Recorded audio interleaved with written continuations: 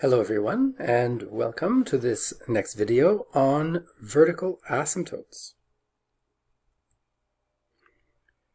First of all, just to define what a vertical asymptote is, x equals a is a vertical line, as we've discussed in the past, and it will act as a vertical asymptote of the function y equals f of x if either the limit when x approaches a from the right of the function reveals an infinite discontinuity, plus or minus infinity, or if the limit as x approaches a from the left for the function gives us a plus or minus infinite result.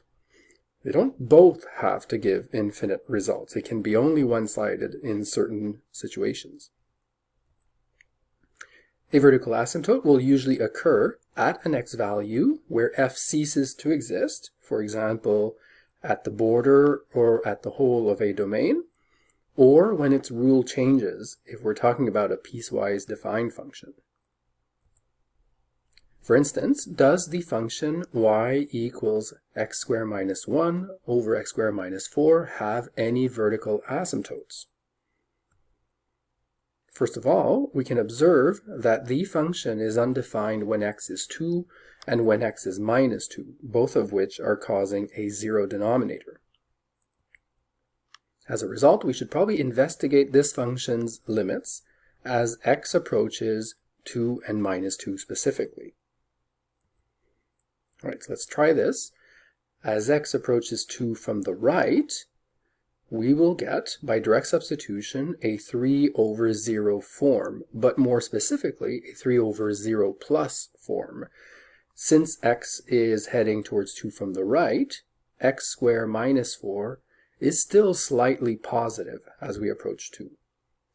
3 over 0 plus will provide a plus infinite result. Therefore, x equals 2 is already known to be a vertical asymptote of the function because of the infinite behavior. Let's dig a little bit deeper though. As x approaches 2 from the left, the function x squared minus 1 over x squared minus 4 reveals once again a 3 over 0 form by direct substitution. However, since x is approaching 2 from the left, so think 1.9, 1.99, 1.999, x squared minus 4 is heading towards 0, but is remaining slightly negative, hence the 0 minus expression. 3 over 0 minus, so a positive over a negative will provide a result that is minus infinity. Now as for minus 2, when x approaches minus 2 from the right, x squared minus 1 over x squared minus 4 reveals a 3 over 0 form once again. More specifically, however, since we are to the right of minus 2, you have to think minus 1.9, minus 1.99, so we have a number slightly bigger than minus 2, and in that case, x squared minus 4 is still slightly negative.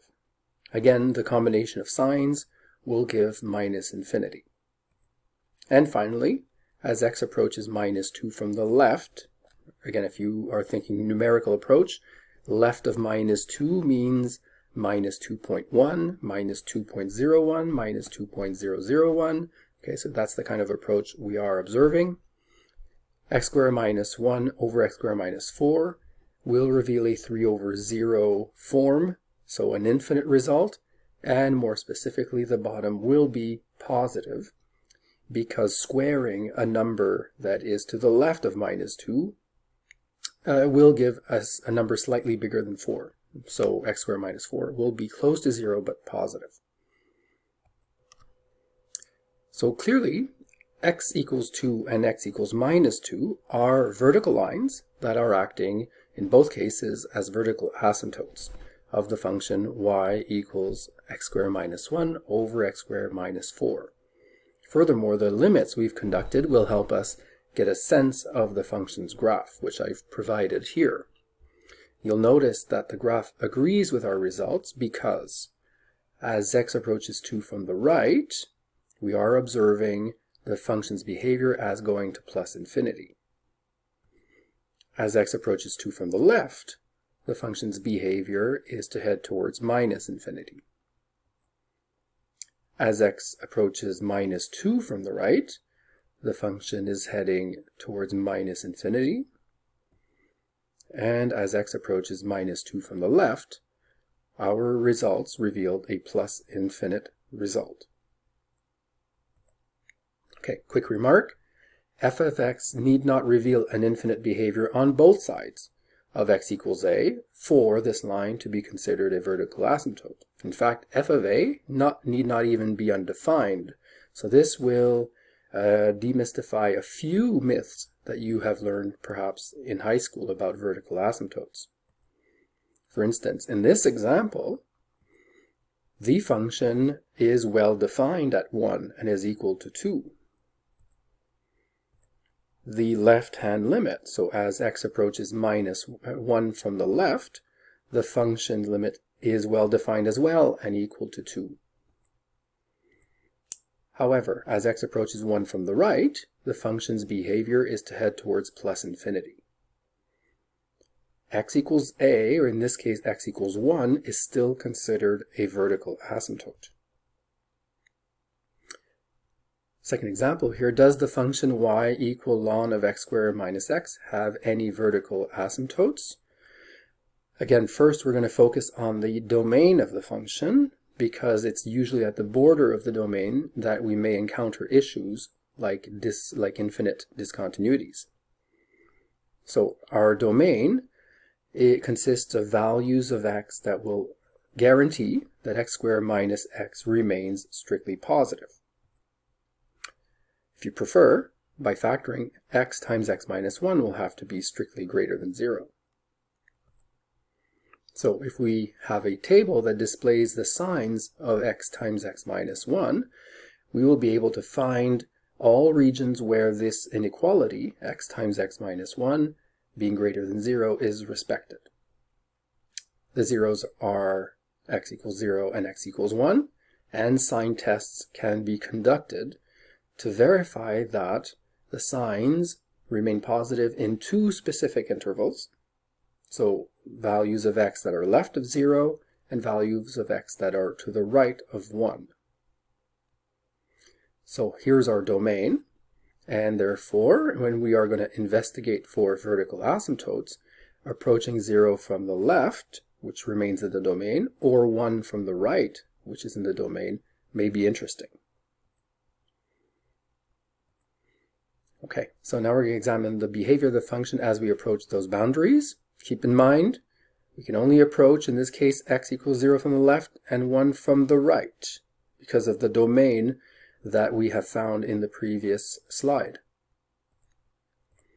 Right, so here, as x approaches 0 from the left, and we try direct substitution, obviously the argument inside the logarithm is heading towards 0, hence the ln of 0 form.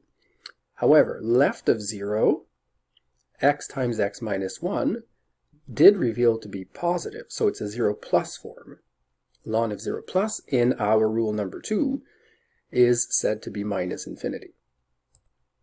In the same manner, as x approaches 1, the argument inside the logarithm is heading towards 0, but our table of signs did reveal that those numbers, that those expressions, x times x minus 1, do remain positive, so 0 plus. Ln at 0 plus, according to our rule, is still minus infinity. So once again, x equals 0 and x equals 1 are vertical asymptotes of the function because the function's behavior is to head towards minus infinity in both cases. So graphically, notice how here the graph respects the domain that we found. So only x's left of 0 or right of 1 are defined, and the limit as we approach 0 from the left is revealing a minus infinite behavior. The limit from the right of 1 is revealing a minus infinite behavior.